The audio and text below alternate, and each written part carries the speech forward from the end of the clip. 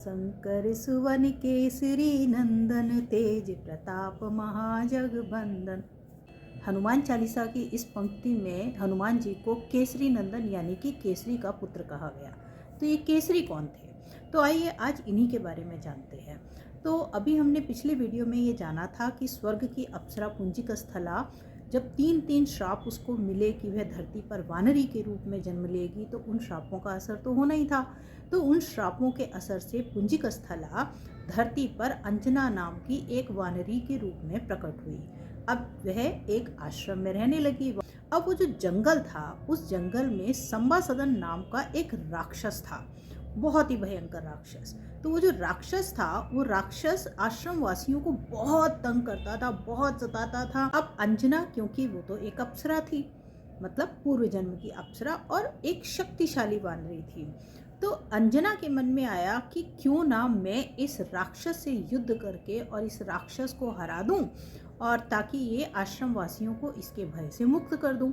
अब जब यह विचार करके अंजना राक्षस से युद्ध करने के लिए चली, तो उसी समय हुई एक आकाशवाणी।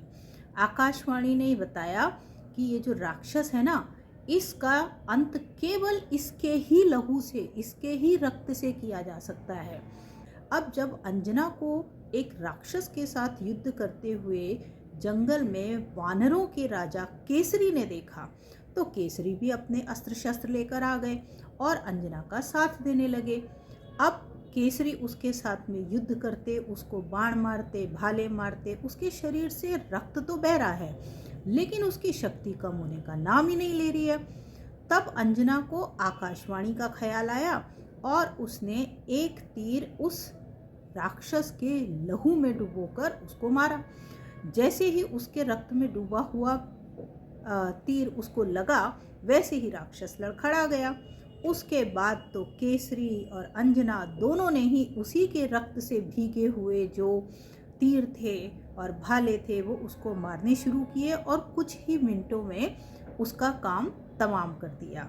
तो अब आश्रमवासी तो सबके सब बहुत प्रसन्न थे ही, लेकिन जो केसरी थे वो भी अंजना की शक्ति, उसके साहस से बहुत प्रभावित हुए।